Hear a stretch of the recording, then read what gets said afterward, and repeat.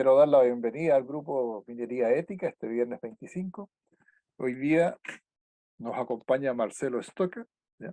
Marcelo Stocker es ingeniero civil metalúrgico de la Universidad de Concepción, con 27 años de experiencia en la industria.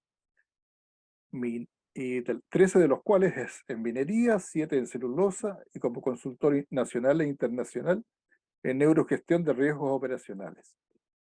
Se ha desempeñado en importantes empresas productivas, a saber, Minera Escondida, Pascualama, Codelco, Celulosa Arauco y Constitución Sociedad Anónima. Posee, además, un MBA en Administración de Negocios y un diplomado en Medio Ambiente, Comunidad y Riesgos Operacionales de la Universidad de Concepción y Federico Santa María. Es fundador y accionista de IGP Consultores S.p.A. El tema que nos convoca hoy tiene por título Neurogestión de riesgos críticos operacionales.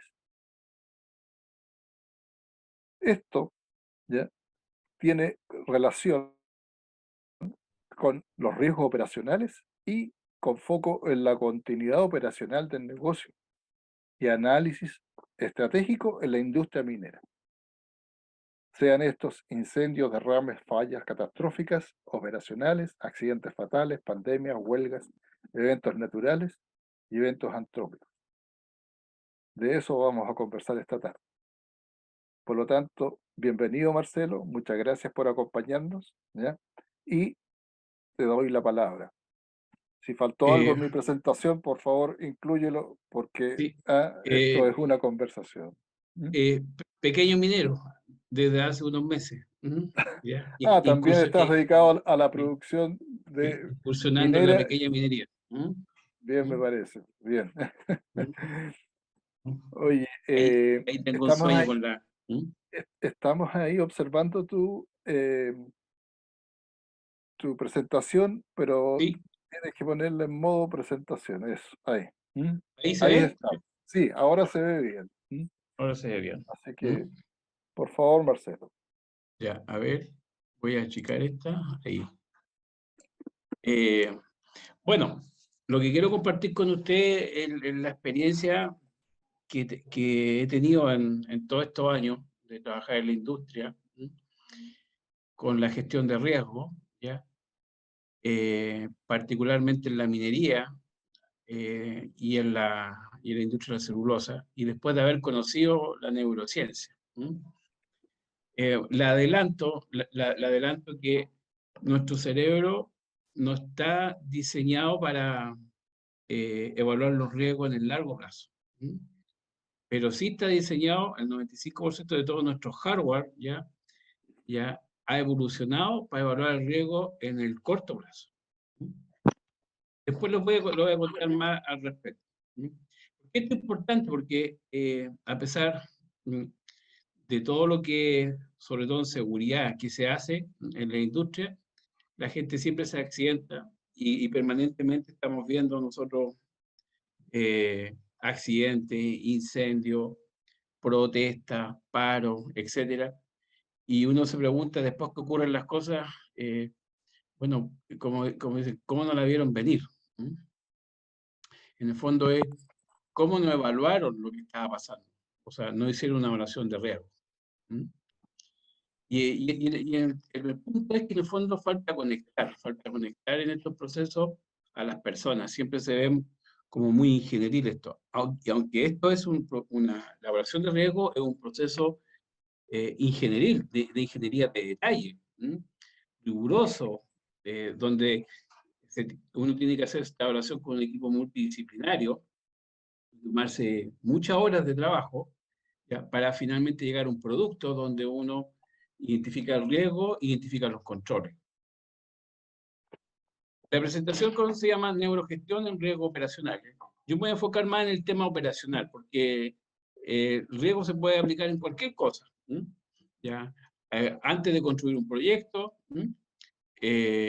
cuando uno construye un proyecto, cuando uno opera un proyecto, cuando uno cierra un proyecto. Y cuando uno hace el cierre y abandono del proyecto, en cualquier etapa, en cualquier actividad, se puede incorporar la gestión de riesgo. Pero como es un proceso que es muy demandante en HH y personas, esto hay que orientarlo a los riesgos críticos. Porque personas HH, esto es plata. ¿Ya? Bueno, entonces Disculpa, cuando hablamos, como riesgo crítico, disculpa Marcelo, como riesgo crítico, ¿a qué te estás refiriendo en mira, específico? cuando hablo Para riesgo diferenciarlo de crítico, los otros riesgos que sí. así, Mira, riesgo crítico, o riesgo top, pero cualquier cosa que comprometa en el fondo las ya, habilidades y los objetivos de una organización. ya, ¿Ya? ya, Y que signifique una pérdida grande. ¿Ya? ya, ¿Ya? ya, No perfecto. como, por ejemplo, apretarse, aunque también hay tipos de evaluaciones, cuando apretarse un dedo con la puerta. ¿Ya? Eh, es un riesgo menor, si es que si es que uno no se corta el dedo. Pero el Ya, riesgo crítico tiene que ver con algo grande, un evento grande que ocurre, con un daño grande donde hay la pérdida de la vida, la pérdida de un patrimonio, daño hacia el medio ambiente, a la comunidad, etcétera. ya, Entonces, riesgo, gracias.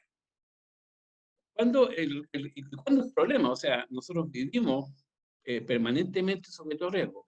Y como les dije, nuestro cerebro está diseñado para detectar inconscientemente, eh, inconscientemente el riesgo. Me olvidé decir que yo voy a tratar de resumir esto en 20, 30 minutos, pero esto es un taller que yo hago de 2 horas. Por eso que voy a ser bien conceptual. Entonces, el riesgo es un problema cuando el riesgo no está controlado. Entonces, y al no estar controlado hay incertidumbre. ¿Ya? Y la incertidumbre es producto de que se desconoce de información. Porque, cuando el riesgo, cuando yo conozco información, entonces ahí hay certeza. Y si hay certeza, yo conozco los controles. Conozco los controles, el riesgo está controlado.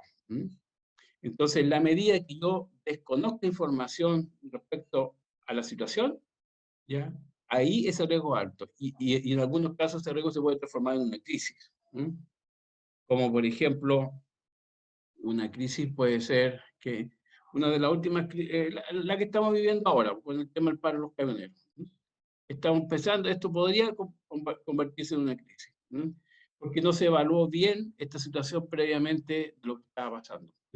El estallido social es una crisis. Entonces, en la medida que yo conozco las causas que generan esto, puedo implementar las medidas, los controles, para evitar que esto me genere un daño.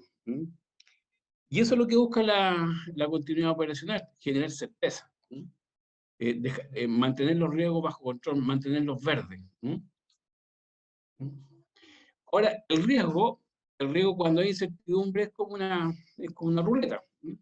Estamos sujetos a la suerte. El riesgo también, el riesgo es variable.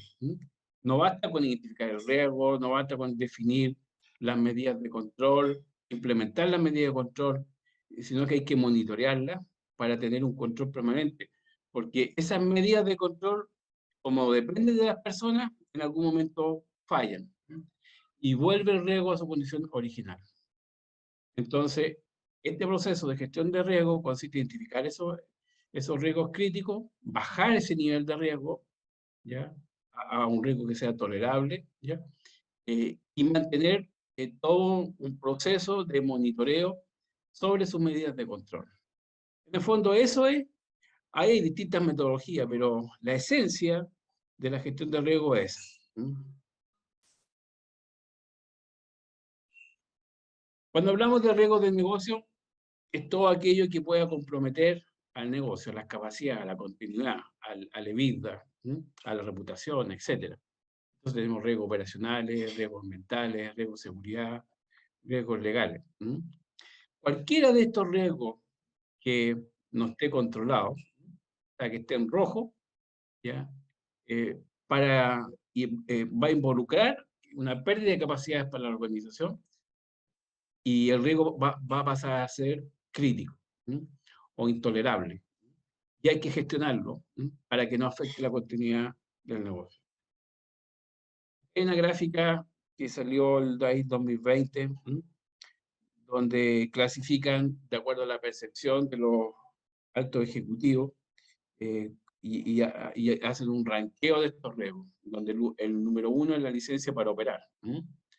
El 2 es el futuro del trabajo, la digitalización, el cuarto la reducción, pero en el fondo lo que están diciendo que dado que esto es lo más importante que afecta a los negocios de acuerdo a los CEOs, entonces los CEOs tienen que implementar planes para evitar que estos riesgos se transformen en un problema. Y eso se hace a través de la gestión de riesgos. ¿Cuál es el problema del riesgo? O sea, es que no le damos una valoración económica consciente. Nosotros planificamos y pensamos que lo que planificamos va a ocurrir, pero todos los que hemos estado en la industria, a final de año, cuando tenemos que rendir cuentas de lo que teníamos que, de las metas, tenemos una desviación. Y esa desviación significa no cumplir con los objetivos, no aumentamos los costos, no se cumple con las producciones, se tienen problemas con las comunidades, se tienen accidentes fatales, ¿ya?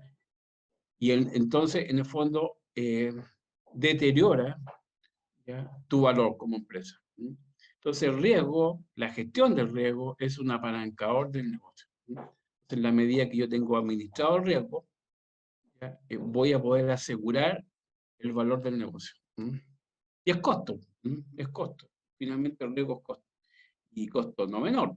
Un incendio como los que hemos visto durante este año nomás, porque todos los años vemos catástrofes, incendios, problemas con las comunidades que significan un tremendo efecto para el negocio de las empresas, tanto del Estado como las privadas.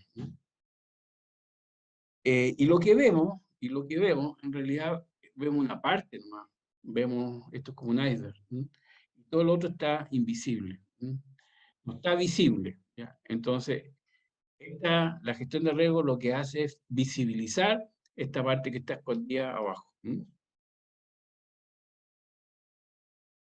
Nosotros vemos, ¿no es cierto? Nosotros vemos por ejemplo, una fotografía de una planta. Eh, pero, pero esta planta está llena de bombas.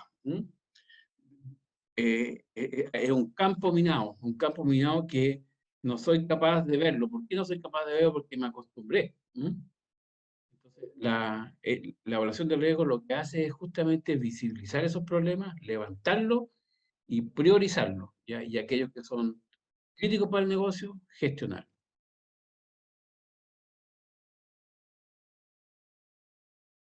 Estamos acostumbrados a sacar la pelota de la raya. Porque cuando ocurre un accidente o un evento, ocurre un evento, no es que ocurrió en ese momento, la verdad es que venía las causas que originan, o incluso ese mismo evento, lo que pasa es que la consecuencia, en este caso, se materializó, porque la consecuencia es probabilística, pero las causas no. Y lo que pasa es que en ese momento generó un daño importante para el negocio. Entonces, como en la empresa y en general en la vida, estamos acostumbrados a sacar la pelota de la raya. Hasta que pasa al otro lado nomás. Por ejemplo, algunos accidentes de connotación pública, caso de los 33, la mina San José. Se sabía que estaba mal explotada, que estaban comiéndose los pilares, ocurrió el evento, ¿ya? Pero después todo el proceso también tiene una parte positiva. Después se hizo un proceso planificado y todos los riesgos se evaluaron adecuadamente y terminó con un proceso exitoso donde se salvó la vida de todos los que estaban ahí adentro. Raúl Mirotomi hace poco, un incendio ahí en la nave de Electrowinning, ¿ya? Un incendio ahí en Mejillones, en Puerto Mejillones. No, esta es la contaminación que es permanente, que es la Bahía de Quintero, por los eventos de, de compuestos sulfurados, nitrogenados orgánicos, etcétera, producto de problemas operacionales. Finalmente la gente sale afuera, contamina, o sea, protesta y termina paralizando temporalmente o definitivamente su operación. Mejillones, que también fue este año. Y así hay muchos ejemplos. Pero detrás de esto, todos estos eventos en realidad se planifican, ¿no? O sea, es como duro decirlo, ¿ah?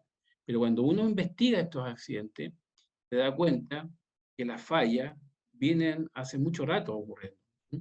Entonces, y es una suma de causas, no es una sola causa. Hasta que llega el momento en que ocurre este desastre. Entonces, en el fondo, los accidentes o estos eventos catastróficos los planifican las organizaciones o los planifican las personas. Eh, es normal ver situaciones de este tipo, por ejemplo, que parece súper ingenioso, pero la verdad es que es algo que en cualquier momento se puede desestabilizar ese andamio, caer las personas y se mueren. Y de estos ejemplos hay todos los años, que ocurren tanto en la gran minería, en la mediana minería, como en la pequeña minería. La gestión de riesgo es un proceso, es un enfoque estructurado y consistente que alinea estrategias, procesos, personas, tecnología y conocimiento, con el propósito de identificar, evaluar y administrar la incertidumbre que se enfrenta para crear valor para las partes interesadas. O sea, para todos, desde la organización, los trabajadores, las comunidades, los accionistas, para todos. Entonces es un proceso. Eh, cuando cuando se define un plan operacional, ¿ya? Ese plan operacional tiene que ir acompañado de dos planes más, ¿ya? Igual de robusto, un plan de riesgo, donde está identificado todo lo que puede hacer fallar ese plan operacional, ¿ya? A lo más ahí está un plan de gestión de cambio, pero en la medida que yo tengo un buen plan que me soporte este plan operacional, yo voy a asegurar el cumplimiento de ese plan y de las metas que están asociadas a ese plan. Y por otro lado, un plan adaptativo. Ahí voy a entrar en el otro tema, porque finalmente estos dos planes, primero, quien los tiene que ejecutar son las personas. Y las personas, por diferentes razones, fallamos, nos equivocamos, o somos influenciados a fallar. Y estos planes, por lo menos mi experiencia, donde yo tengo una buena experiencia en lo que es gestión de riesgo, fue cuando trabajé en BHP, donde los gringos, que en su momento administraban, realmente creían en la seguridad. ¿Pero por qué creían? Yo después entendí, cuando conocí la neurociencia, porque la seguridad altruista, y a través de la seguridad gestionaban los riesgos operacionales. Siempre detrás de un problema operacional hay una consecuencia en seguridad. Y en la medida de que para poder resolver ese problema en seguridad, hay que resolver un problema dentro del proceso. Y más, incluso mucho más allá del proceso, dentro de la organización. Detrás de esto tiene que haber gente especialista. No pueden ser personas los que tengan tiempo, o hacerlo a la rápida. Tienen que haber especialistas que identifiquen estas bombas que están ahí ocultas, ya, a punto de explotar, para que puedan evaluarlas adecuadamente y definir los controles para poder prevenir eventos que han ocurrido, que podrían ocurrir. Ahora, ¿qué es lo que hace la minería? La minería para estos eventos top o eventos catastróficos, ¿ya? Utiliza dos herramientas. Es una herramienta que se llama Bowtie, que de ahí se los voy a explicar, que con esa herramienta lo que hace es identificar los riesgos críticos para el negocio y definir medidas para prevenir que ocurra ese riesgo, ¿ya? Y para mitigar si es que esto ocurre. Y a ese riesgo le da un valor. Entonces, aquellos riesgos top que tienen, entonces, que tienen un valor crítico, una asignación crítica, se le asignan los recursos para implementar estas medidas, porque esto cuesta plata. Y por otro lado, hay otra herramienta que se llama ICAM, y que esta es una herramienta que investiga los eventos catastróficos. Entonces, cuando ocurre un evento, identifican por qué fallaron esas medidas, esos controles. Y llega hasta los factores organizacionales. O sea, ¿dónde falló la organización? ¿Dónde falló la organización? Que hizo que esas medidas que estaban definidas para que no ocurrieran eventos, fallaron. Y aquí, pero entre medio de estas dos está la gestión adaptativa, que es algo que no tiene esta herramienta. Y esto es algo que desarrollé yo. Desarrollé yo para poder integrar, por un lado, estas dos herramientas, pero a través de las personas, y darle sostenibilidad al negocio. Dentro de esto hay muchos paradigmas en riesgo. Yo puse 3, pero hay más. Por ejemplo, que la administración de los riesgos se hace conscientemente. En realidad no, es eminentemente inconsciente, un piloto automático. Mi cerebro, 95% de las decisiones que toma, yo no me doy cuenta de las decisiones que está tomando.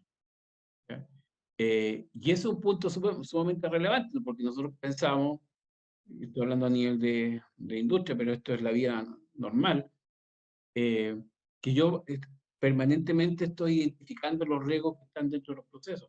No es así. Lo otro que somos multitarea. Tampoco, ¿no? Nuestro cerebro no es multitarea. Puede hacer una sola cosa a la vez. Y que privilegiamos el largo plazo.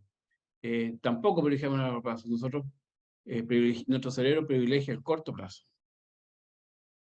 El gran problema de los riesgos, ¿ya?, es que nos acostumbramos a convivir con ellos.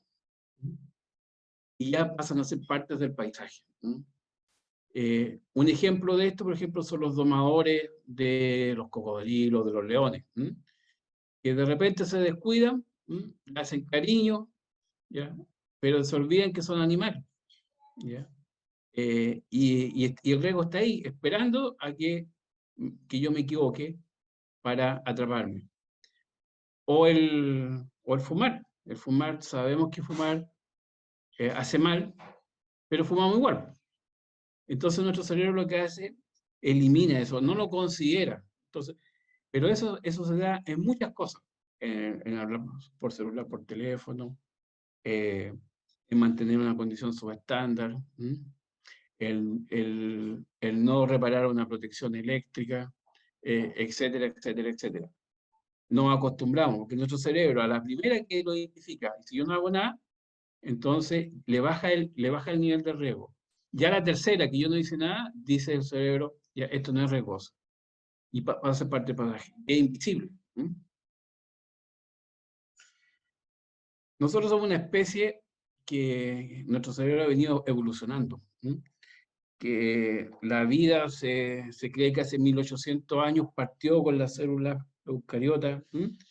¿Ya? Hace 250, 60 aparecieron los dinosaurios, 60 los mamíferos, 5 millones de años los primeros chimpancés, el Homo sapiens hace 400, 350. Entonces, en todo este proceso, nuestro cerebro ha venido evolucionando, lentamente pero evolucionando, y donde su hardware ya está principalmente asociado a sobrevivir. Permanentemente, nuestro cerebro está en la pugna entre el dolor y el placer. Cuando detectando la posibilidad de que pueda su vida verse comprometida, y si no es así, aprovechar el placer. Y eso es simple y es la forma de cómo funciona nuestro cerebro. Para eso, dentro de nuestro cerebro está la neocorteza, que es la parte racional, que están conectadas con el sistema límbico, que es la parte emocional, ¿ya? Y con el cerebelo, que es la parte instintiva. Y todo esto, digamos, redes neuronales, ¿ya?, están orientadas a proteger al individuo y a generarle placer. Y cuando detecta, que es en la mayoría de los casos, detecta un peligro, nuestro cerebro activa un mecanismo que se llama estrés. Y ese estrés, en el fondo, es un mecanismo bioquímico donde prepara al individuo para salvar la vida. Pero eso estaba diseñado para enfrentar al leopardo, al mamut, ¿m? al, a otro tipo de peligro. ¿Ya? Y hoy día el mamut es la vida. ¿M? Es un taco, ¿ya? Es un jefe mañoso, es el cumplimiento de la meta, ¿m? El sueldo que estoy ganando, etcétera, etcétera. Pero esos mecanismos, eso libera este mecanismo, ¿ya? Reacciona el cuerpo y el cuerpo, a diferencia, no gasta estos neuroquímicos, ¿m? No los gasta y los acumula. Y además enferma el cuerpo. Eso es lo que genera la diabetes, genera dolores de cabeza, la inflamación del intestino, etcétera, etcétera, etcétera. ¿M? Entonces, cuando detecta que hay un modelo, ¿m? Cuando nuestro cerebro inconscientemente, que nosotros, yo no me doy cuenta, detecta un peligro que pone en riesgo su vida, activan el Hulk que tenemos dentro. ¿M? Y este se activa cuando, cuando hay problemas de vinculación, cuando no me siento parte del equipo, cuando no entiendo, cuando se dificulta el adquirir, cuando tengo que defender algo. Y cuando se activa, las acciones que, la respuesta es arrancar, quedarse inmóvil o pelear. ¿Mm? No tiene otra. Pero la gestión de riesgo no me sirve esto, porque yo tengo que pensar, ¿m? Tengo que ser racional. Esto es netamente instintivo, ¿m? Que está a nivel del límbico y del cerebelo, ¿m? No a nivel de la neocorteza. ¿M? Entonces, muchas situaciones dentro de la empresa afectan estos cuatro pilares y hacen que se prenda este Hulk, ¿ya? Y hacen que los controles en el fondo fallen. ¿M? Por otro lado, por otro lado, el 95% de lo que nosotros hacemos, lo hacemos en piloto automático, ¿ya? Desde que nos levantamos hasta que nos acostamos. Y eso es producto de un sistema que es para economizar energía, porque nuestro cerebro consume el 20% de toda la energía y apenas pesa el 2%. Entonces, ¿qué es lo que hace? Es que lleva todo a hábitos. ¿Sí? Pero el problema es que hay unos malos hábitos. ¿Sí? Y el hábito, para crear buenos hábitos, y si estamos hablando de buenos hábitos en gestión de riesgo, hay una estrategia. Pero primero yo tengo que eliminar las amenazas, que fue las que estaba mencionando anteriormente. Luego, si yo quiero cambiar la, la percepción, por ejemplo, con respecto a un riesgo que lo dejaron de ver, el riesgo estaba presente ahí, ¿ya? Y lo dejaron de ver, yo tengo que generar un nuevo hábito. ¿Ya? Y ese hábito tiene un mecanismo y que son neuroquímicos, ¿ya? Que se tienen que se deben producir dentro del cerebro y repetir en el tiempo para generar este nuevo hábito. Entonces, si yo no logro generar este hábito, en el fondo asociado a, a aplicar los controles que se definen para controlar los riesgos, los controles van a fallar. Entonces, estos dos conceptos de la amenaza, ¿ya? O sea, de los instintos, más el tema de los hábitos, hacen que los controles fallen. Y aquí está el modelo. ¿Mm? Aquí está el modelo en resumen. Cuando ocurre un evento catastrófico, por ejemplo, un accidente fatal, ¿ya? Un incendio, una protesta, un paro de un sindicato, etcétera, no es un evento que haya ocurrido recién en ese momento. O sea, esto viene ocurriendo mucho antes. O sea, por lo menos hubieron 600 eventos, 600 eventos que se produjeron que un porcentaje de esto se transformó finalmente en un evento catastrófico como un fatal.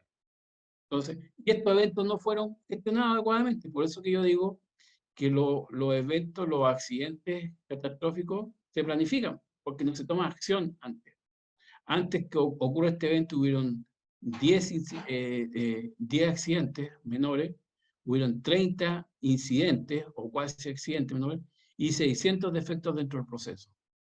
Y todo esto fue producto de una falla del control asociado a ese riesgo. Aquí es donde yo les explicaba que hay una metodología para definir esos controles. ¿Cuáles son esos controles justos que me apuntan a este 21%? de los eventos que me están generando, que me pueden generar este evento catastrófico. Pero estos controles fallan porque ocurren por factores humanos. Los factores o errores humanos fallan porque hay factores adaptativos detrás, que son los que le acabo de comentar, que hacen que estos controles fallen. Pero estos factores adaptativos no fallan solo, estos factores adaptativos fallan por el entorno.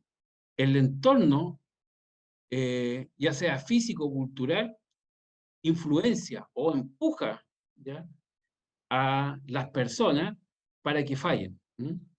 Y este entorno, en realidad, es influenciado y es producto de la organización, de los factores organizacionales.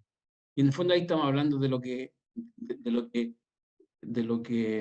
factores organizacionales es todos los procedimientos, todo lo que guía los procesos, los sistemas de una organización. Y eso depende desde el más alto ejecutivo hasta los gerentes, o hasta los subgerentes, hasta los gerentes, yo diría. Ahí están los procedimientos de cómo operar. Entonces, en el fondo, es la falla de los factores organizacionales y no las personas. Y ahí está un cambio de paradigma que hace que estos controles críticos fallen.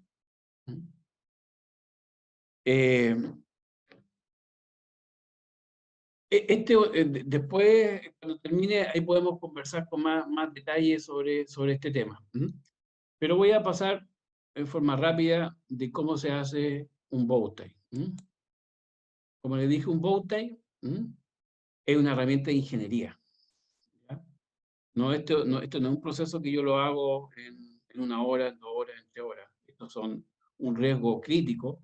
Por lo menos yo tengo que estar una semana, porque estamos hablando de millones de dólares que están en juego, para poder identificar adecuadamente cuáles fueron las causas que lo pueden generar y los impactos que esto puede generar. Y cuáles son los controles para poder prevenir de que esto no ocurra, porque lo que yo busco con una gestión de riesgo efectiva es que no ocurra el evento. Para que no ocurra el evento, tengo que tener pocos controles, pero controles bien diseñados. Se llaman los controles críticos. Estos controles críticos van a reducir la probabilidad de que ocurra el evento. Pero las cosas igual pasan, igual pueden fallar, por lo cual también tienen que haber controles mitigadores, controles para mitigar el impacto. O sea, si ocurre ese impacto, tienen que mitigar la consecuencia de ese impacto. Ahora, estos controles, tanto preventivos como mitigadores, están los controles críticos, que estos no deben ser pocos, 3, 4, no más que eso. ¿Por qué no más que eso? Porque el cerebro no almacena más 3 de 4 bloques de información. Pero también asociados a esto tienen que haber controles de escalamiento, que son los controles que evitan la degradación de los controles críticos. A cada uno tiene que haber por lo menos 1 o 2, monitoreo, inspección, etc. De estos controles críticos. Hay controles no críticos, están los controles adaptativos y controles organizacionales. ¿Ya? Todo esto son parte de una familia de controles, ¿ya?, que están asociados a este evento. Este es un proceso bastante largo, equipo multidisciplinario, con el cual se trabaja para poder identificarlo. Y aparte, estos controles críticos tienen que tener todo un sistema de monitoreo, de control de desempeño. Hay un ejemplo, donde se audita que el control esté operativo, con una frecuencia determinada, de manera a asegurar que ese control crítico siempre esté operativo. Y los controles mitigadores, como les explicaba, el objetivo es disminuir el tiempo, o sea, disminuir la consecuencia y el tiempo en cual la organización está fuera. Y esto es lo que se llaman, y estos planes son los Business Continuity Plan, donde la organización está preparada, ¿ya?, y ya sabe qué hacer al momento de que ocurre uno de estos eventos catastróficos o críticos. De esa manera yo mitigo el daño que se puede haber producido. Y es muy simple. Si yo quiero bucear y hay tiburones, ya, lo más probable es que el tiburón me va a comer.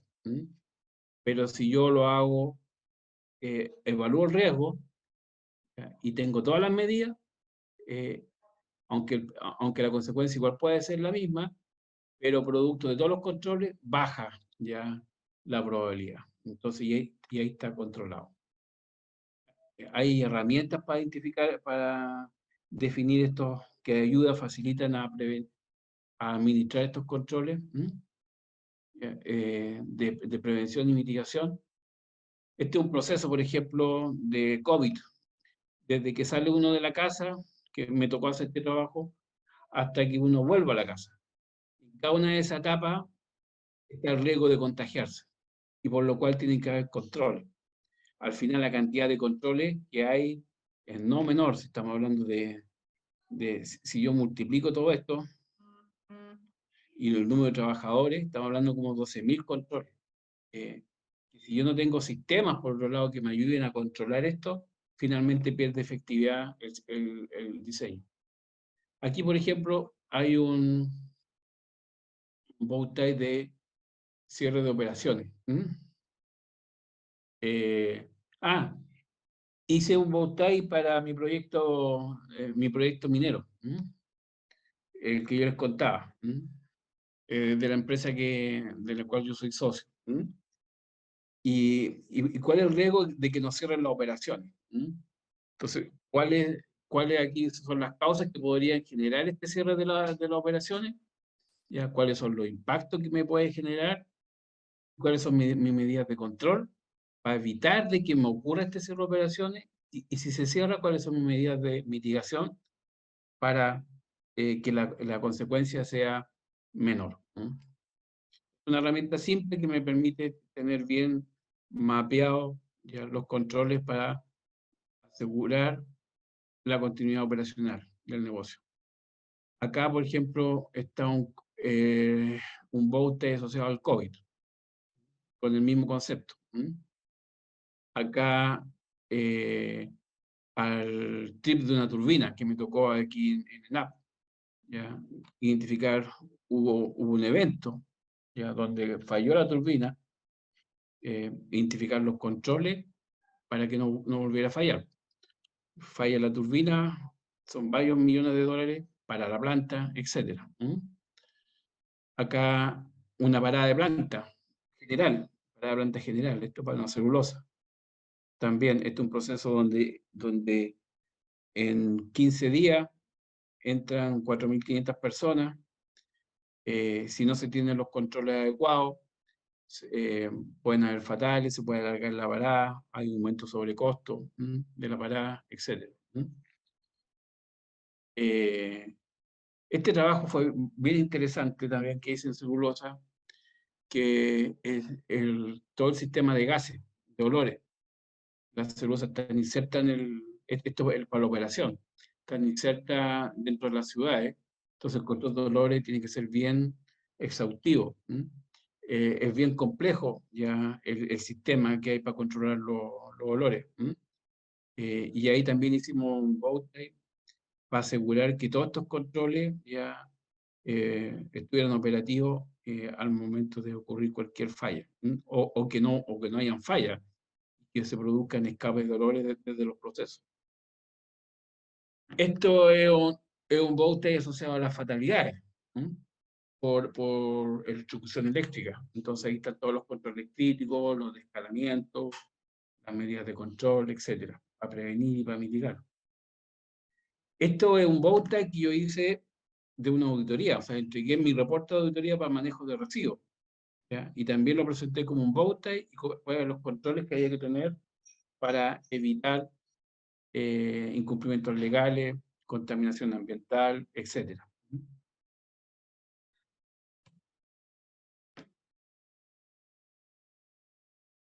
Entonces, como les dije, todo ese trabajo se hace para poder identificar esos controles críticos. Y después hay otro trabajo que hacer para identificar cuáles son los factores organizacionales que pueden hacer que fallen esto. Previo todo un análisis que uno tiene que hacer hacia atrás, que yo les mencioné anteriormente con los factores adaptativos incluidos. Los factores organizacionales, en el fondo, tienen que ver con el hardware, con la infraestructura, con la capacitación, con la organización, con las comunicaciones, con las metas incompatibles, los procedimientos, la gestión de mantenimiento, el diseño, la gestión de riesgo, la gestión de cambio, la gestión de contratistas, la cultura organizativa, la influencia reguladora, el aprendizaje organizativo, la gestión de los equipos, vehículos, el sistema de gestión. Entonces, cuando ocurre una falla de una medida de control, ¿ya? Es porque se alinearon una serie de fallas, ¿ya? Pero la principal falla nace aquí en nuestro factor organizacional. O sea, si yo no corrijo los sistemas que tiene la organización para asegurar que las medidas de control funcionen operativamente, aunque yo corrija la medida de control, la medida de control va a volver a fallar, porque no he corregido los factores organizacionales. Finalmente, como le acabo de mostrar, ya, como estamos hablando de riesgos que son catastróficos, es mucha información, es como una sala de control, ya, muchos controles. Entonces, nuestro cerebro tiene un problema que consume mucha energía, no puede estar atento a más de 3 o 4 bloques de información. Y aquí hay muchos más de 3 o 4 bloques de información. Pero hoy día tenemos las tecnologías. Hoy día tenemos ERP, capacitación virtual, IoT, inteligencia artificial, ¿ya? Que me pueden ayudar a hacer el trabajo, ¿ya? Al cerebro, dejarle las cosas importantes donde se tiene que enfocar. Y aquí, ¿esto por qué? Porque el riesgo es dinámico, como les dije, puede ir cambiando. Entonces, pero como todos estos controles son discretos y los sistemas de información están más orientados al uso de datos continuos en los procesos, las salas de control, pero hoy día está la tecnología como para poder monitorear los controles en forma continua.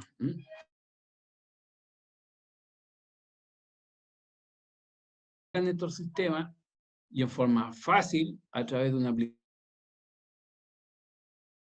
de cómo se están comportando los riesgos dentro de la organización. Este es un partner que tiene un aplicativo muy bueno, donde lo aplicó en una empresa minera, no voy a dar el nombre, pero se ahorraron $80 millones solamente por bajar de 2 horas, ¿ya?, a 15 minutos.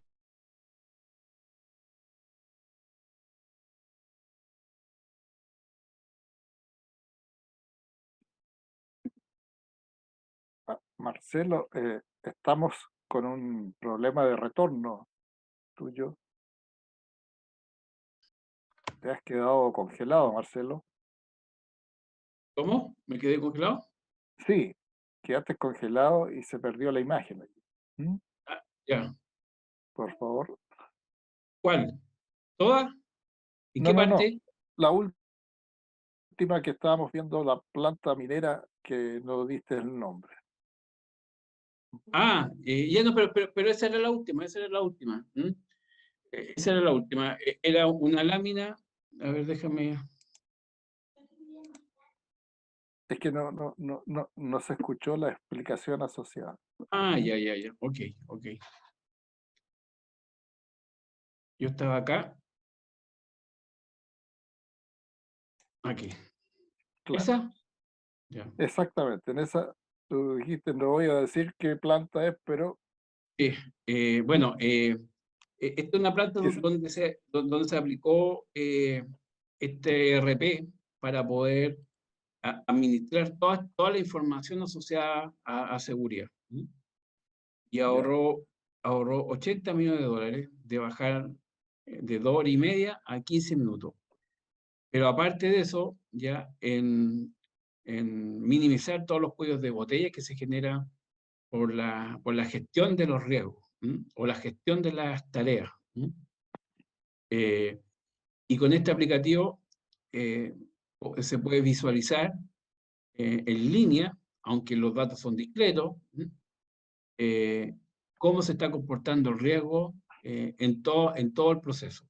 Cuando un riesgo que supuestamente está controlado, que está en verde, puede pasar a rojo, ¿ya? Inmediatamente enfocarse rápidamente para hacer las correcciones respectivas para evitar que ese riesgo se materialice con sus consecuencias.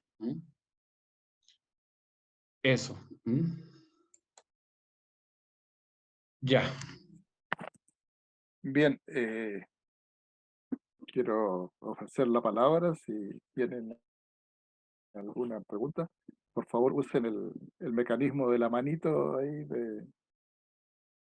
Pero te estoy viendo, Gabriel, que tú tienes una pregunta, así que por favor, adelante. No, estás con muteada. Lo que Ahora sí. pasa es, ya, gracias. Lo que pasa es que en el CERNA-GEOMIN, cuando hacemos análisis de riesgo, ya no se habla de riesgo, se habla de peligro. Y yo vi que en una diapositiva tú también tenías ahí el peligro que pone en riesgo. Me gustaría que me expliques mejor esos dos conceptos. Ya. Lo que pasa es que el peligro es la fuente. Por ejemplo, un vehículo, el auto es un peligro. Un tanque de relave es un peligro. ¿Ya? Pero el riesgo es la probabilidad que ese peligro genere una consecuencia. ¿Ya? Entonces, no necesariamente, o sea, la probabilidad, el riesgo es de que si yo manejando, tengo un accidente. Eso es riesgo. O que el tranque colapse, ¿ya? Ese es el riesgo. Pero no porque sea un tranque y no porque sea un vehículo, va a ser, digamos, ¿cómo decirlo? Va a ser algo que no se puede hacer. Esa es la diferencia. El peligro es la fuente. La fuente que genera el evento. Muchas gracias. Gracias, me Ya, aclaró inmediatamente. Me quedó súper ya. claro. Oye, Marcelo, yo tengo una pregunta.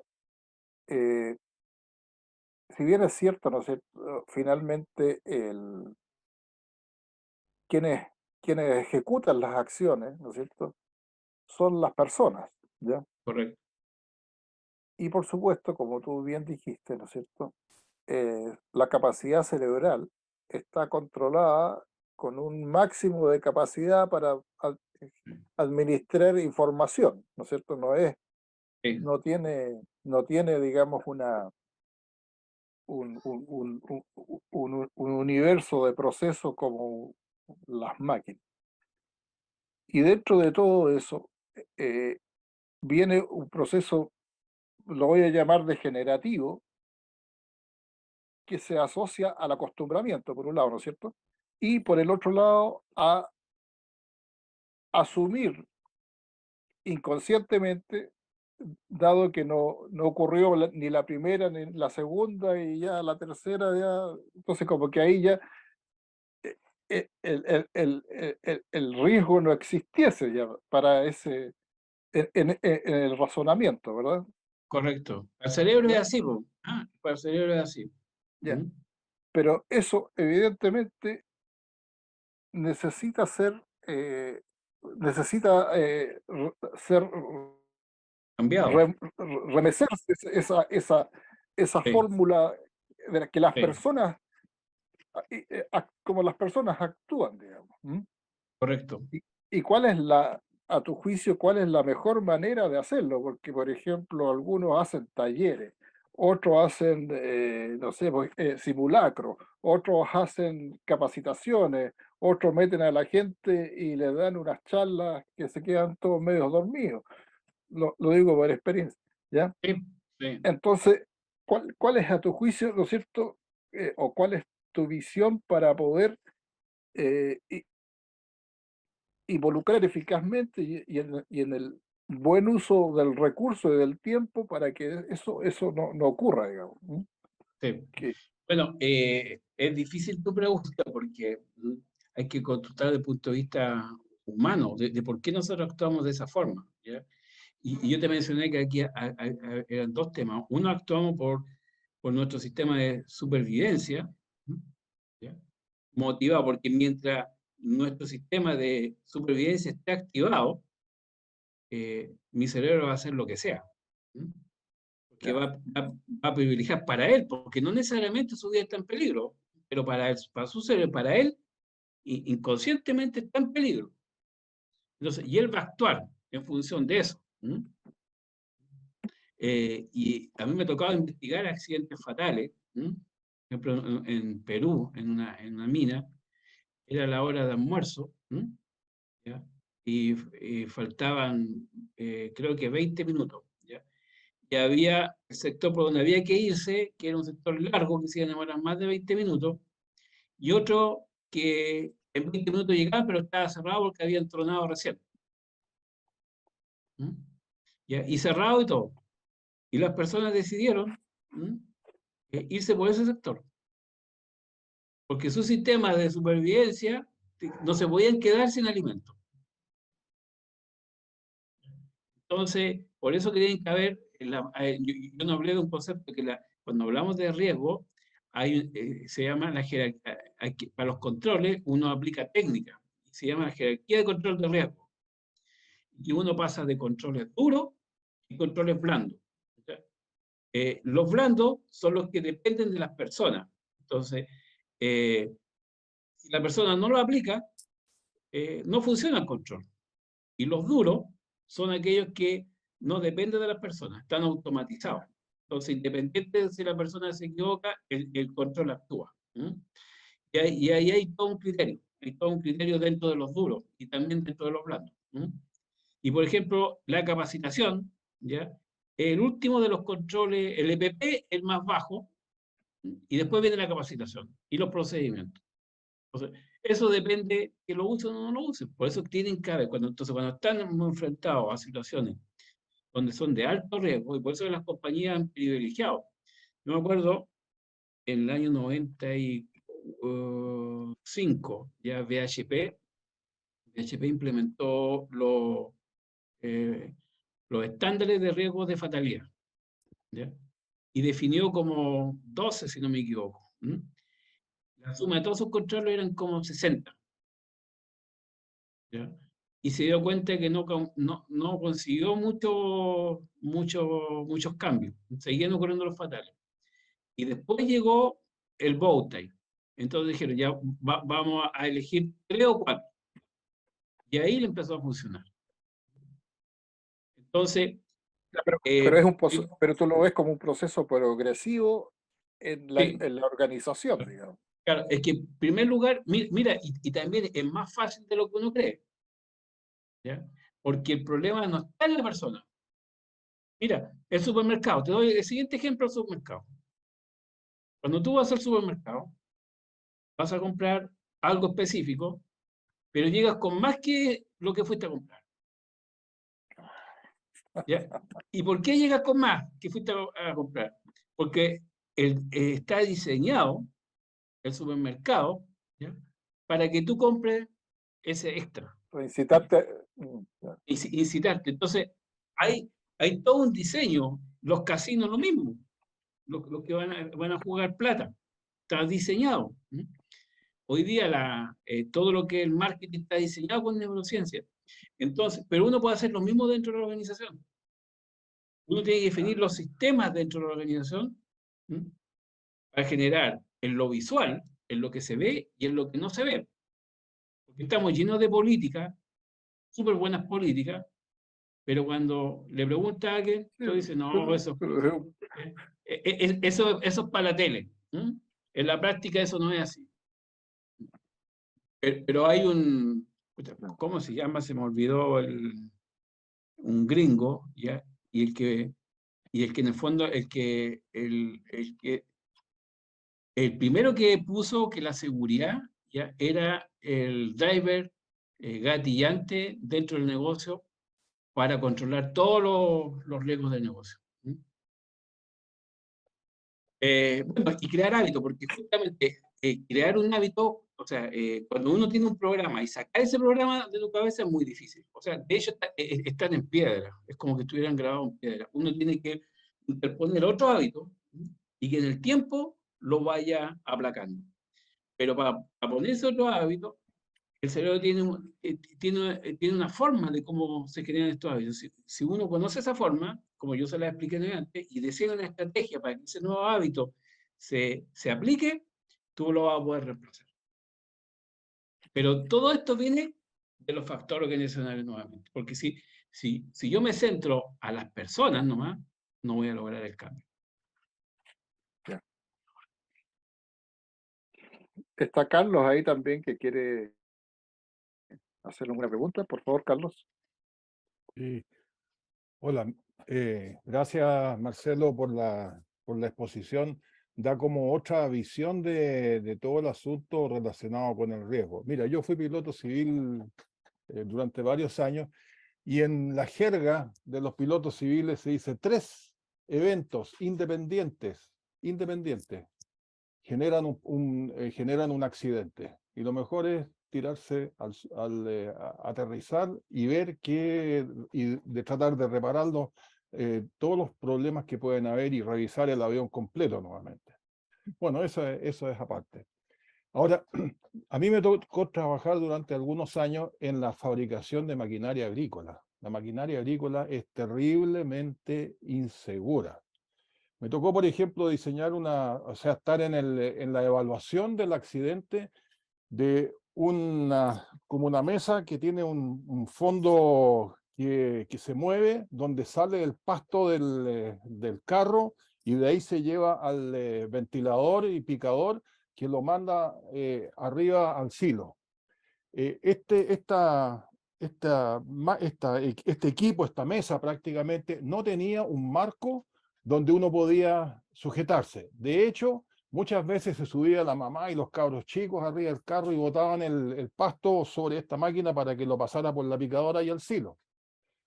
Y sucedió una vez que se cayó la mamá a esta cuestión y pasó coladita para el ventilador y cayó en pedacitos de 5 milímetros arriba en el silo. Entonces nosotros pusimos un marco donde tenía en último caso la posibilidad de agarrarse ahí y frenarlo, o sea, con el mismo movimiento se frenaba antes de que entraba el picador. Eso fue un asunto que después se llevó a todas las otras fábricas en todo el mundo. La otra cosa es, por ejemplo, muchos equipos hay que torquearlos, es decir, para ir viendo cómo funciona, tú le pones una barreta, ¿no es cierto? Y lo empiezas a mover poquitito a poco y vas viendo cómo funciona. Bueno, cualquier cosa que tú le pongas a los equipos, ya es como una norma general, tienes que ponerlo para usarlo, pero si lo sueltas, se tiene que caer. Porque sucedía muchas veces que el gallo dejaba puesto, el mecánico dejaba puesto este vástago en el rotor, ¿no es cierto? Se subía, echaba a andar y probaba con el motor, el equipo, y por supuesto ese fierrito daba la vuelta y rompía todo lo que estaba alrededor, cortaba correas y todo. Entonces, eso era como hacer un diseño, una evaluación de todos los riesgos que pueden suceder en el diseño de la maquinaria. Pero hay una cosa que a mí me preocupa más todavía. Fíjate que en Chile, muchas veces por sacar un beneficio económico, la gente se mutila. Y los dedos tienen diferentes precios. Y los dedos tienen diferentes precios. Entonces, bueno, una refregadita con alcohol, arriba la bigornia y el golpecito y se acabó el cuento y para la casa Entonces tú ves aquí en Chile que los operarios tienen todo tipo de sistema de calidad, de los zapatos, los guantes, los cascos. De hecho, en Teniente, por ejemplo, yo veía jardineros con casco, respirador y con cola, ¿no? Me parece que es un exceso, pero es necesario porque tú no puedes hacer discriminación a quien le toca una cosa y a quien le toca otra cosa. Pero de hecho, si el gallo quiere accidentarse por un asunto de que necesita tiempo para estar en la casa o cosas así, se va a generar un accidente. Yo acabo de estar en Europa y me daba cuenta, digamos, la gente que hace los mismos trabajos que aquí en Chile, oye, andan en sandalias, andan en alpargatas, ni siquiera para esmerilar usan anteojos y no tienen problema porque usan otro tipo, son conscientes al momento de, digamos, de hacer una operación de que no les vaya a suceder un daño. Aquí no. Aquí no, la gente lo usa para tener un beneficio. No sé, ¿qué has pensado tú al respecto? Bueno, efectivamente es un tema de cultura, ¿ya? Y nuevamente el tema cultural está empujado por los factores organizacionales, ¿ya? Que asumen que una cultura de seguridad se va a dar en forma mágica porque el alto ejecutivo lo declara así. ¿No? Eh, pero, y esto parte del jardín infantil, por lo que tú estás diciendo. ¿No? No cuando entra a trabajar a la empresa. ¿No? Mi hermano una vez fue a ver la Stripping Machine, la que despega los cátodos a Alemania, ¿no? Y preguntó que por qué no tenía ningún sensor, ¿no? De acercamiento. Y le decían, ¿pero para qué? Para que la gente no se meta. ¿Y para qué se va a meter? En cambio, acá en Chile está llena de sensores y se meten igual. ¿No? Por eso que es importante de cómo estos temas adaptativos, esta mirada de la neurociencia, que fíjate que la industria ha sido bien, la industria manufacturera ha sido bien tenue en la implementación de todos estos conceptos que están ya comprobados, a diferencia de la educación, a diferencia del marketing, ¿ya? Pero la industria no los tiene en cuenta. Y las cosas van a seguir ocurriendo con las tremendas pérdidas que tienen estos eventos, producto de no hacerse cargo de estos temas. No basta con tener estos sistemas rigurosos de ICANN y Boutain, además desintegrados, porque en la minera no están integrados. Fíjate Están por que carriles separados. Integrarlo con la parte humana de cómo funciona nuestro hardware. Fíjate que a mí me tocó, por ejemplo, aquí en Chile, en los años 70, cuando yo salía a trabajar aquí a la industria, me tocó ver en una fundición en particular, que la gente tenía los servicios, los tenía integrados a su zona de trabajo. Entonces, tú no puedes esperar que ese tipo que está haciendo sus necesidades, esté haciendo sus necesidades al lado de los compañeros, porque así lo instalaron. Entonces hay como que un respeto que tiene que ser mutuo de la gerencia hacia los operarios y de los operarios hacia la gerencia, de modo tal de que la gente, lo que se dice mucho aquí en Chile, se ponga la camiseta por la empresa, pero la empresa también tiene que ponerse la camiseta por ellos, ¿no? Sí. Y entonces ahí sí que se van a proteger porque van a ver que la empresa sale adelante con el apoyo de ellos, con el esfuerzo de ellos, y van a tener beneficios, no por el hecho que se dañan, sino que por el hecho de que la empresa les retribuye a ellos los beneficios que la empresa obtiene por el trabajo de todos. Esa cosa como que falta aquí definitivamente. Así es. Bien, Carlos, gracias. Gracias, Marcelo. Fernando, tú tienes tu mano ahí. Hola, Adelante. sí. No, es que veo que se ha centrado demasiado en la discusión respecto a los accidentes. Y los riesgos van mucho más allá que los accidentes. En el caso de la minería, los riesgos más grandes están en el proceso. Por eso que es tan importante lo que le llaman la ingeniería conceptual. Los errores en las ingenierías conceptuales de los proyectos no los arregla nadie, ni la mejor ingeniería, ni todos los talleres que tú les pongas. Entonces, como que hay que centrarse en ese aspecto. De hecho, actualmente un proyecto, ponle de 100.000 toneladas por día, está saliendo como en 4.000 millones. Es mucha plata. Por lo tanto, el riesgo que está corriendo el inversionista. Y ese riesgo es la obligación de la empresa de ingeniería preverlo y que no ocurra. De hecho, conozco proyectos, no voy a darle nombre como siempre se dice, en que el proyecto definitivamente no funcionó. Es un proyecto en Estados Unidos que no funcionó, o sea, partió, pero jamás dio los resultados previstos. Eso es un riesgo. Otra empresa en Estados Unidos, en California, funcionó, pero al 70% de la capacidad. Eso sí que son riesgos, proyectos, riesgos. Entonces, de ahí viene que actualmente un proyecto con leyes de cabeza de 0,4, 0,45% de cobre, tú tienes que tener un yacimiento de gran tamaño y trabajar a gran escala para abordarlo, ¿verdad? Y en ese caso es indispensable conocer bien el yacimiento. Y ahí donde antes uno tomaba un proyecto, copiaba los criterios de diseño de los proyectos parecidos y con eso andaba bien. Ahora es imposible. De ahí nació el gran auge que ha tenido en las últimas 2 décadas, lo que llaman la geometalurgia, que ahora le agregaron el minero, para no dejar los mineros al medio, geominero-metalurgia.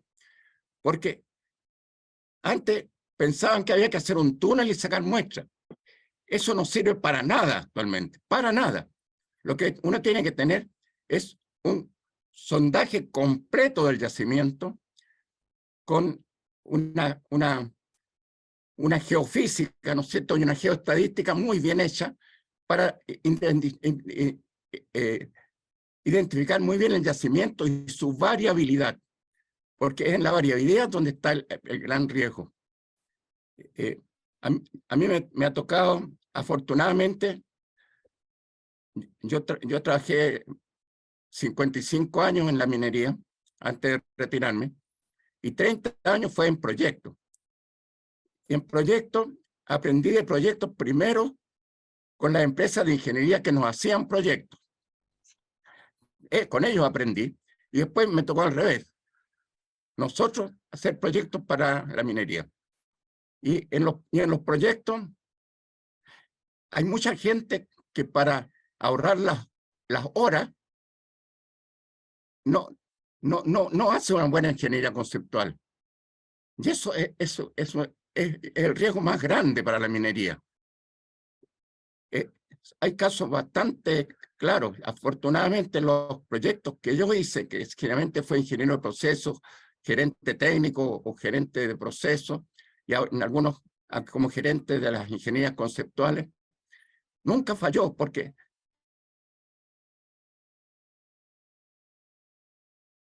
hay que hacerlo con mucha seriedad, con prejuicios. Y por eso quiero insistir un poco, Mauricio, Marcelo, yo sé que todo eso está implícito en tu charla, es el riesgo empresa. Y eso es lo que más he vivido en la vida. Sí. Sobre todo cuando tú entras con innovaciones.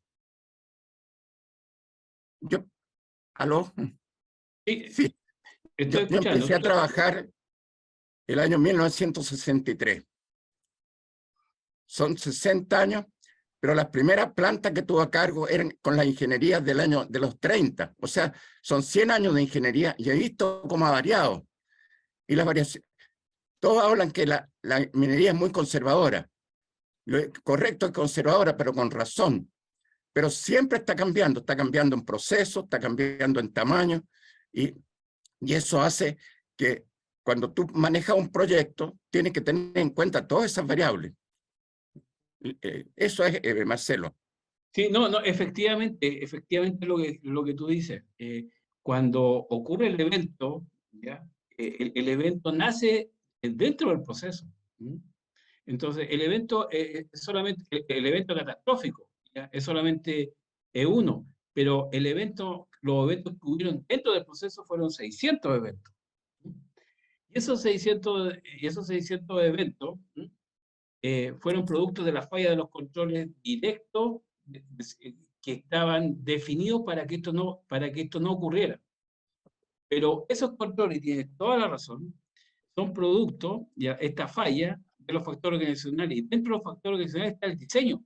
Entonces, cuando tú tienes un mal diseño, y mientras no resuelva ese tema de diseño, el control va a fallar, ¿ya?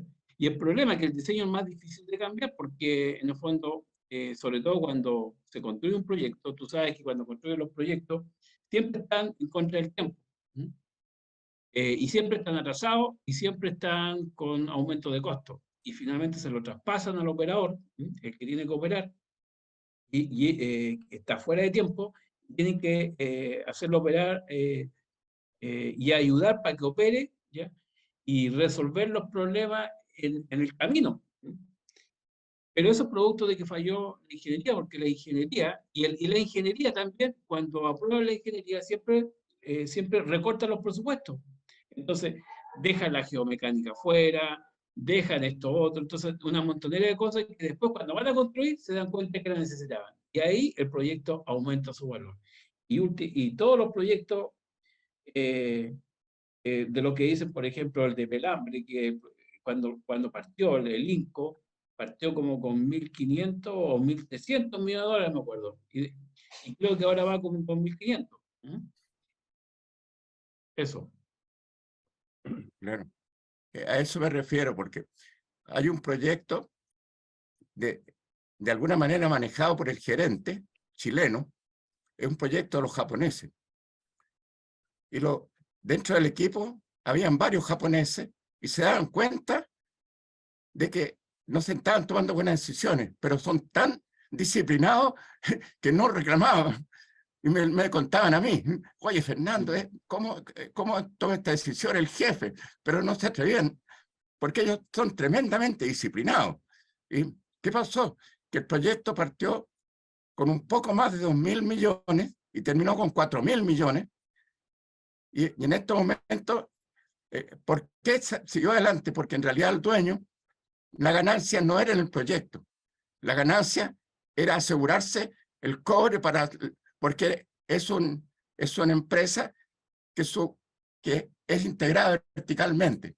Entonces, para ellos era importante tener el cobre. Por eso no reclamó tanto, pero el hecho real fue que duplicó el presupuesto. Y hay 3 o 4 proyectos chilenos que en los tiempos del boom se pasaron en 50%. Conozco un proyecto ¿cómo se llama? En Perú, importante, en que se le olvidó ¿cómo se llama? O sabían de que el mineral tenía arsénico, pero pensaban que lo iban a manejar y no lo estudiaron a fondo. Entonces son pequeños detalles que, por eso siempre voy a ese aspecto. La ingeniería conceptual tiene que estar bien hecha. Sí. De lo que se puede. Yo participé en el proyecto Ministro Ale, ya, en la puesta en marcha. ¿Ya? Y ese proyecto estaba contemplado hacerlo incluso sin stockpile, porque el concentrado iba a salir directo a ¿cuánto que se llama? A Chucky. Pero no contaron claro, con el proceso de puesta en marcha y que iban a tener que almacenar el concentrado. Y así, una serie de cosas y que hizo aumentar el valor del proyecto. Oye, Pero sí. algunos dicen que es porque no hemos confiado mucho en las grandes compañías, en Bechtel, en Fluor, ¿ya? Y hemos perdido los profesionales y el involucramiento local. Y por eso que se han disparado los costos. Oye, Bien.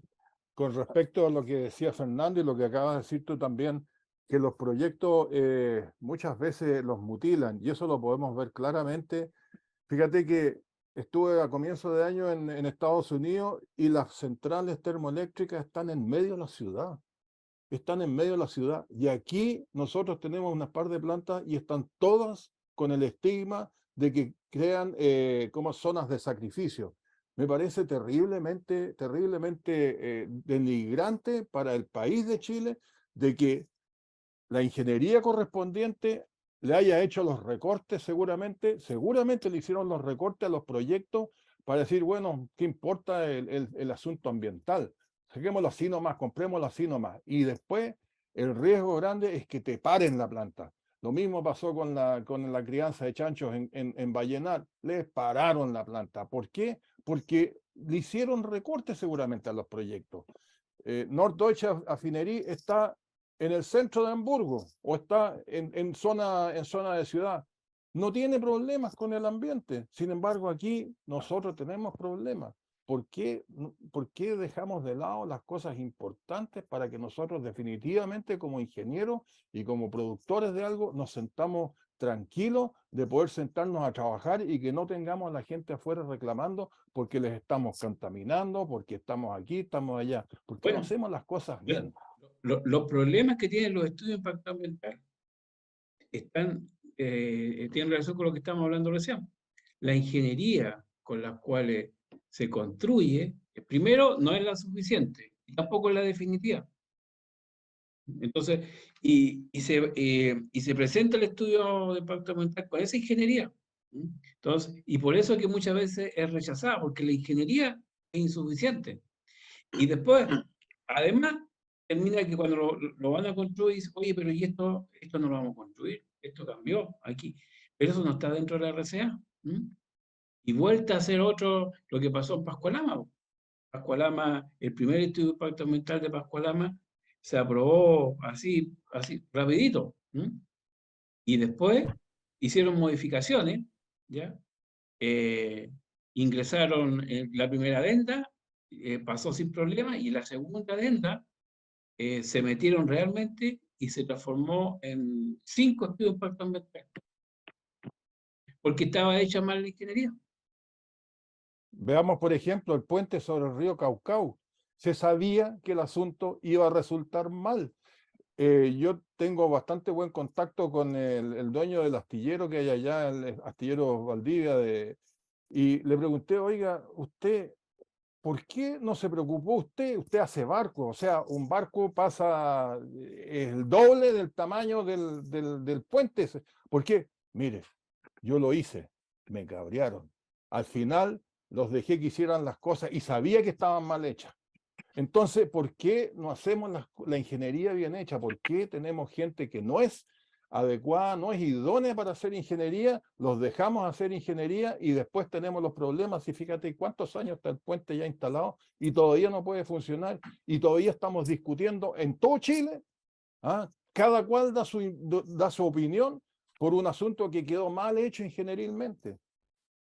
Es más, una amiga mía era, ¿cómo se llaman? De estas supervisoras de una empresa española que decía, mire, decían, aquí fíjese que las especificaciones son contradictorias, porque tenemos nosotros especificaciones que son buenas para los chinos, que son buenas para los japoneses, que son buenas para los franceses, y que tenemos que considerarlas todas, pero son todas contradictorias entre sí. Entonces, no se puede hacer copy-paste aquí, hay que estudiar cada paso. Seguramente Fernando puede hablar mucho sobre ese tema, que las especificaciones tienen que ser coherentes, no se pueden juntar perros con gatos y árboles, son todas cosas diferentes, hay que hacer una buena ingeniería y coherente. Sí, ciertamente. Oye, también quiero intervenir. Tú en algún momento, evidentemente, que mencionaste el concepto de continuidad operacional. ¿M? Y la continuidad operacional está ligada a un factor económico, un factor tiempo, un factor... ¿cuál es tu visión desde de esa, de ese concepto? Finalmente económico, porque tiene que estar ligado a disminuir el impacto que genera esa discontinuidad operacional. Entonces, y el impacto generalmente está asociado al tiempo, o sea, el tiempo que la planta está fuera de servicio. Ya. Eh, entonces está asociado a eso, reducir ese tiempo para que la planta rápidamente vuelva a operación, porque ahí es donde está el mayor impacto. Pero también tiene que ver porque los servicios POT son más caros. Entonces, cuando en un plan de continuidad de negocio, cuando se identifica el evento, la falla, se define toda la estrategia. Tú no empiezas ahí a buscar el teléfono del contratista, del proveedor, o lo que tienes que hacer. Todo ya está definido. Tú lo ejecutas nomás. Ejecutas el plan. Ya, gracias.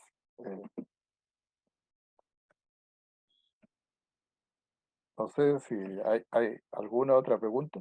Bueno, finalmente, retomando el tema de la gestión del riesgo, y que evidentemente en un proceso industrial el riesgo está asociado, ¿no es cierto?, a la ingeniería conceptual, como bien decía Fernando, y después que se respete y que finalmente lo que se construya es evidentemente lo que se había planificado y proyectado, y no vengan los recortes y las modificaciones. Pero hemos hablado de minería, y tú también hablaste, o se menciona en tu paso por la industria, que has estado ligado a la industria de la celulosa, la cual también tiene una componente muy importante desde el punto de vista del impacto en comunidades, eh, en fin, es en otro lugar de Chile, o sea, el norte es más minero y el sur es más proclive a esa industria. ¿Tú nos podrías dar ahí o hacer un parangón entre cómo actúan unos y otros, digamos? O a lo mejor es muy aventurada y ambiciosa mi pregunta, digamos. ¿Eh? Sí, mira, es que al final esto, el tema de los riesgos, al final está muy relacionado por un lado, con las presiones externas que tienen las empresas. O sea, asociado ya sea con la comunidad o asociado con los seguros. Por ejemplo, te cuento el caso de cuando yo estuve como gerente de celulosa, de toda la celulosa acá, de una de las compañías grandes acá, y ocurrió el terremoto. Y ellos tenían seguro por pérdida de producción, por equipo y por insumo. Ya. Producto de ese terremoto, los seguros tuvieron que pagar como 800 millones de dólares. Le tuvieron que pagar a la empresa por todas las pérdidas que generaron. Antes de ese evento, se pagaban, si no mal recuerdo, como 9 millones de dólares en seguro. Todo el mundo. Después de eso, subió la prima a 23 millones de dólares. ¿Ya? Y ahí los seguros les pedían, porque los seguros hacen visitas, ¿ya? Ya, Y levantan no conformidades, y le dice, usted tiene que implementar esto, implementar esto otro, y ahí hay un juego que la empresa que lo implementa, que no lo implementa, ¿ya? ¿Ya? Y después ocurrió el incendio. El incendio que hubo grande, donde se quemó una planta, y casi se quema, y eso es una planta chica, y esa costó 350 millones de dólares. Y casi se quema la otra que había costado 1.000 millones de dólares. Ahí el seguro le subió la prima 56, es más, ni siquiera querían ya asegurarlo. Entonces se vio obligada a implementar un sistema de gestión de riesgo. ¿Ya? Pues digo la presión, producto de la presión. Otro cliente me contrató porque la comunidad les dijo que el próximo evento Dolores quería el gerente de la planta y a todos sus reportes fuera. ¿Ya? Entonces, quería identificar cómo estaban controlando los riesgos dentro del proceso. Pero esto, y me tomo de Fernando, esto es un complemento de trabajo, porque esto es un trabajo de ingeniería. La gestión de riesgo es un trabajo de ingeniería. No es que nos juntamos a tomar un cafecito, veamos qué es lo que podemos hacer. De un equipo multidisciplinario. Y ahí tú te das cuenta que algunos especialistas, mecánicos, eléctricos, ni siquiera conocían algunos equipos, ni cómo se mantenían, ni las consecuencias. Entonces, es aberrante del conocimiento cuando tú analizas con la gente que tienen de sus procesos. Y les pasa lo que les pasa es por algo, si porque el foco está orientado a la producción, como en todas las compañías. no estos eventos, pero cuando estos eventos gatillan consecuencias mayores, ahí se ponen las pilas. ¿Ya? En el caso de la celulosa, como están insertas dentro de la ciudad, a diferencia de las mineras que no están tan insertas dentro de la ciudad, pero sí, por ejemplo, todo lo que es Puchoncaví, ¿ya? Ellos deberían tener esa cultura que tiene que tiene la celulosa y no la tienen. En el mundo de la celulosa realmente hay una cultura en medio ambiente, operacional, en donde es tan importante los parámetros de descarga del efluente como la calidad de la celulosa, porque sabe las consecuencias que tiene al no cumplir. No pasa lo mismo con el mundo del cobre.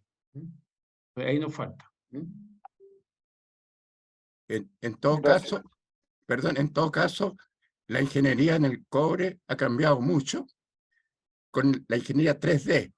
Seguramente ustedes la conocen, que ya no se trabaja con planos, se trabaja con modelos.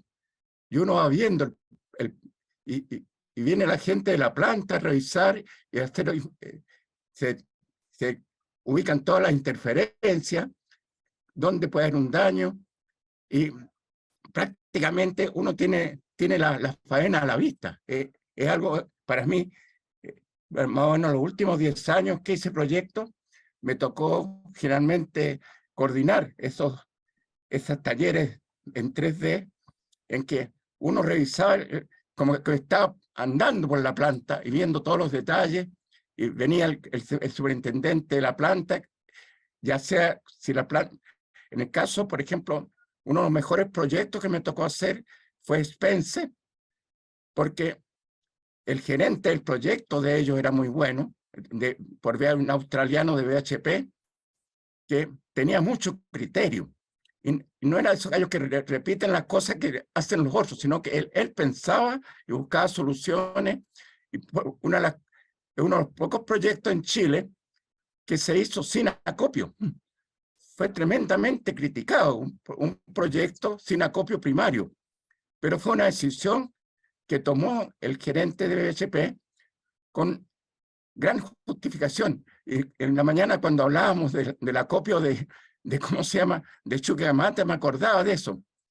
La primera razón es que había que hacer una planta de lixiviación de calcocina por lixiviación bacterial, junto con una planta de lixiviación química oxidada. Y había que hacerlo en la misma planta de Chancao. Por lo tanto, uno no podía tener stock. Segundo, Spence está pegadito a Sierra Gorda. Me parece que Marcelo la conoce. Sí. Por lo tanto, no había que echar polvo. Y los grandes productores de polvo son los acopios. Y después, ¿qué es lo que hizo Alan Pankburg? Se llama este hombre, lo menciono porque fue un gran gerente, acaballado como todos los australianos. Dijo, hagamos una compensación. Aumentémosle la capacidad de la planta para compensar el no tener el acopio.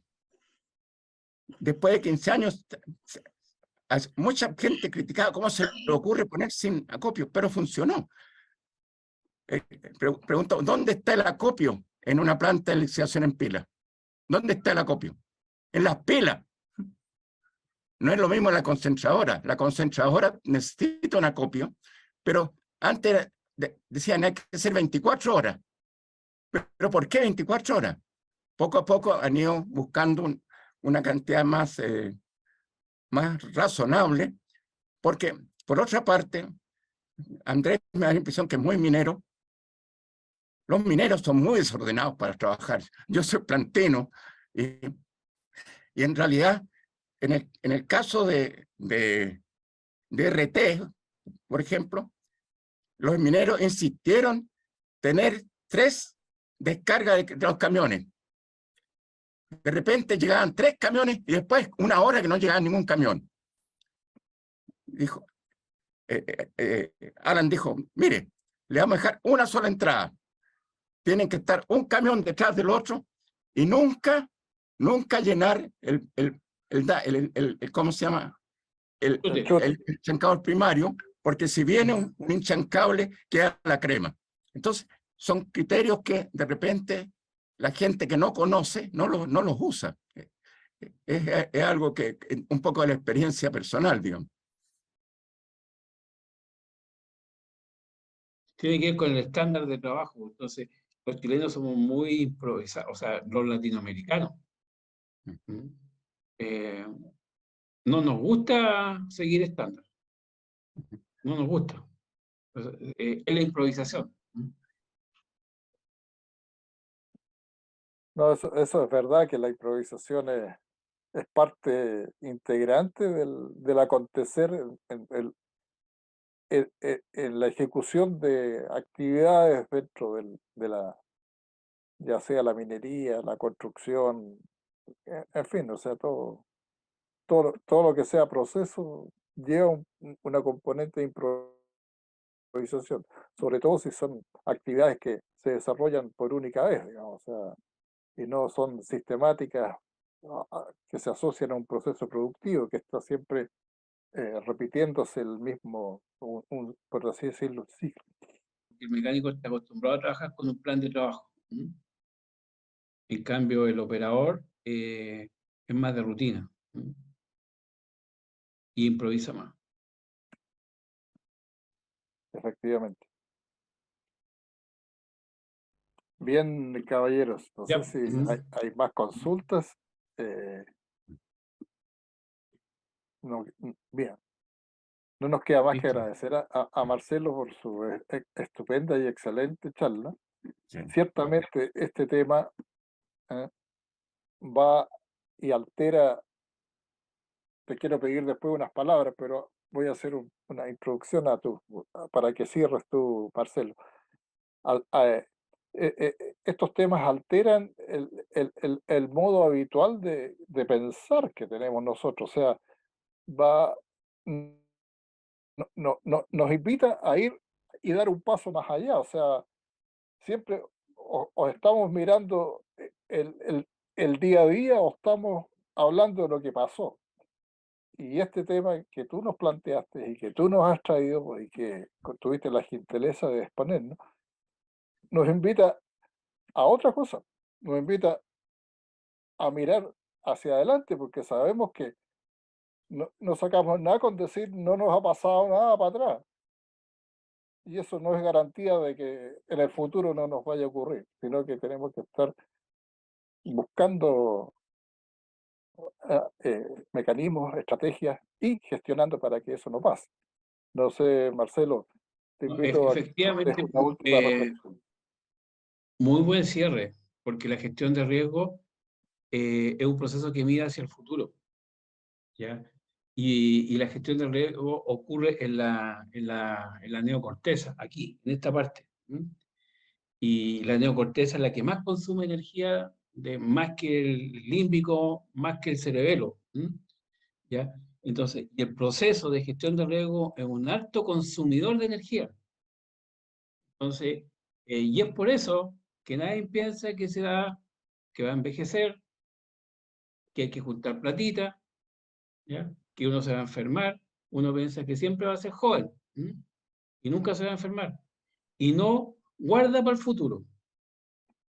De hecho, es tan así que solamente el 10% de la población tiene esa capacidad. El otro 90% de la población no tiene esa capacidad de mirar al futuro y no guarda.